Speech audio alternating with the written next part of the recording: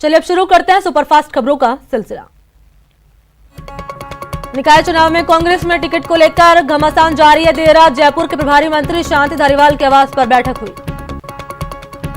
बैठक में टिकटों को लेकर ज्योति खंडेलवाल और शांति धारीवाल के बीच बहस हुई। विधायकों की मर्जी से टिकट देने पर ज्योति खंडेलवाल ने सवाल उठाए।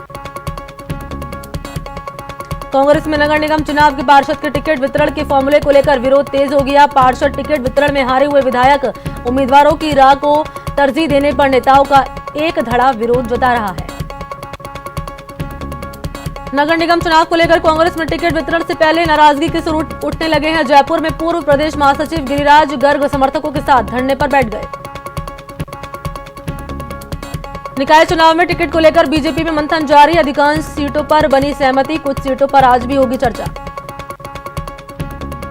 निकाय चुनाव में निर्वाचन आयोग की लापरवाही देखने को मिली। राष्ट्रीय लोकतांत्रिक पार्टी के चुनाव चिन्ह बोतल को फ्री सिंबल कर दिया गया। पार्टी की ओर से सख्त ऐलान, ऐतराज जताने पर निर्वाचन आयोग ने फ्री सिंबल से हटा लिया।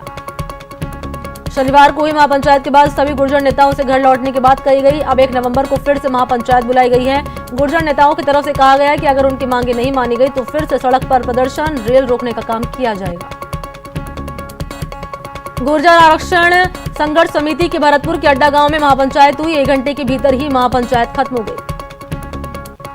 महापंचायत 2 धड़ों में बटी हुई नजर आई। एक धड़ा चाहता था कि अभी आंदोलन का निर्णय टाल दिया जाए, वहीं दूसरा धड़ा आंदोलन शुरू करना चाहता था। महापंचायत में 20,000 लोगों के आने का अनुमान था। इसमें से 80 गांवों के लोगों को बुलाया गया था, लेकिन महापंचायत में करीब 5,000 लोग ही पहुंचे। गुर्जर महापड़ा को लेकर बीजेपी ने राज्य सरकार पर निशाना साधा। बीजेपी ने प्रदेश अध्यक्ष सतीश पूनिया ने कहा कि इस समस्या को कांग्रेस पार्टी और मुख्यमंत्री ने उलझाया है। वो हमेशा आश्वासन देते रहे, लेकिन किया कुछ नहीं और उसका नतीजा हुआ कि फिर से गुर्जर सड़कों पर है।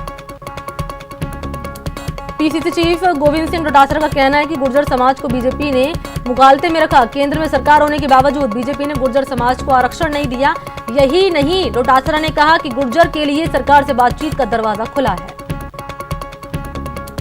फीस मामले को लेकर हाईकोर्ट के आदेश के बाद शिक्षा विभाग एक्शन में है। विभाग ने 4 सदस्यीय फीस निर्धारण समिति का गठन किया, जो 1 हफ्ते में समिति को रिपोर्ट सौंपेगी।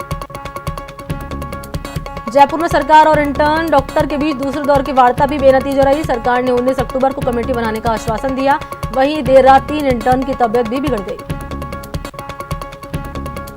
मानदेय बढ़ाने की मांग को लेकर जयपुर में पिछले 3 दिन से भूख हड़ताल पर बैठे इंटर्न डॉक्टर के समर्थन में अब अजमेर के इंटर्न डॉक्टर भी खड़े हो गए हैं। अजमेर में इस मांग के समर्थन में इंटर्न डॉक्टर ने मेडिकल कॉलेज तक पैदल मार्च निकाला और सरकार से उनकी मांग पर विचार करने की अपील की। केंद्रीय गृह मंत्री अमित शाह ने साफ तौर पर कहा कि नीतीश कुमार ही बिहार के मुख्यमंत्री होंगे। न्यूज 18 से बातचीत में उन्होंने सभी तरह के कयासों पर विराम लगाते हुए कहा कि जब से नीतीश कुमार के साथ हमारी सरकार बनी है, तब से वही मुख्यमंत्री रहे हैं। अमित शाह ने कहा कि विपक्ष कृषि बिल पर देश को भड़का रहा है। विपक्ष ये जहर फैला रहा है कि मंडियां बंद हो जाएगी। मंडियां बंद होनी ही नहीं है। एमएसपी बंद करने की कोई बात ही नहीं है। गृह मंत्री अमित शाह अपने पैतृक गांव माड़सा में कुलदेवी के दर्शन के लिए पहुंचे, जहां उन्होंने आरती की। अमित शाह हर साल कुलदेवी के दर्शन के लिए जाते हैं। एलजेपी अध्यक्ष चिराग पासवान एक बार फिर जेडीयू पर निशाना साधते उन्होंने कहा कि बीजेपी और एलजेपी मिलकर नया बिहार बनाएंगे। चिराग पासवान ने कहा कि जेडीयू को दिया गया एक भी वोट शिक्षकों को लाठी खाने पर मजबूर करेगा। कांग्रेस नेता कीर्ति आजाद ने पुष्पम प्रिया की तारीफ की। कीर्ति आजाद ने कहा कि उन्हें कांग्रेस में आना चाहिए। बिहार में शनिवार को चुनाव प्रचार कर लौट रहे बीजेपी सांसद रविशंकर प्रसाद के हेलीकॉप्टर दुर्घटनाग्रस्त हो गया। हेलीकॉप्टर में रविशंकर प्रसाद के अलावा बिहार के स्वास्थ्य मंत्री मंगल पांडे और मंत्री संजय झा समेत सभी लोग सुरक्षित हैं।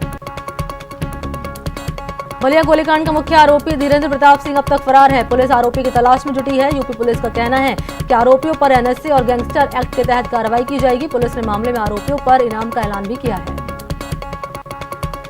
हाथरस केस में सीबीआई की टीम द्वारा लगातार पूछताछ और छानबीन जारी है। शनिवार को सीबीआई की टीम फिर बिटिया के परिवार वालों से 5.5 घंटे तक पूछताछ की।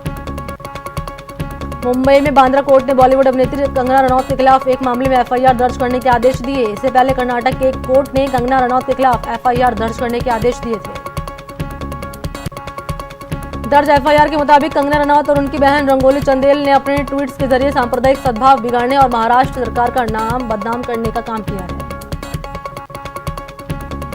बीजेपी ने बिहार विधानसभा चुनाव के दूसरे चरण के लिए अपने 30 स्टार प्रचारकों की लिस्ट जारी कर दी। बीजेपी की ओर से जारी स्टार प्रचारकों की लिस्ट में राजीव प्रताप डूडी और शाहनवाज हुसैन का नाम शामिल है। इन दोनों नेताओं का पहले लिस्ट में नाम नहीं था। बिहार चुनाव की रक्सौल से बीजेपी प्रत्याशी प्रमोद कुमार सिन्हा के भाई के घर से 22 किलो 576 ग्राम सोने के बिस्किट और 2 किलोग्राम चांदी मिली है।